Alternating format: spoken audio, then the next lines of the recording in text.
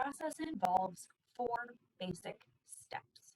The first step is to identify the organization's business strategy, or if one doesn't exist, work with key stakeholders to create one. A business strategy is created using information from four different factors. One, the organization's mission or its purpose, the reason it exists, the reason everyone is working together. Two, the organization's goals or the specific outcomes that it is trying to achieve in order to fulfill its mission.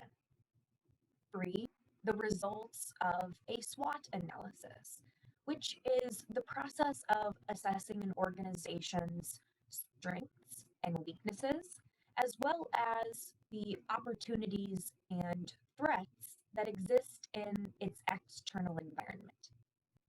And four, an evaluation of multiple strategies, their pros and their cons.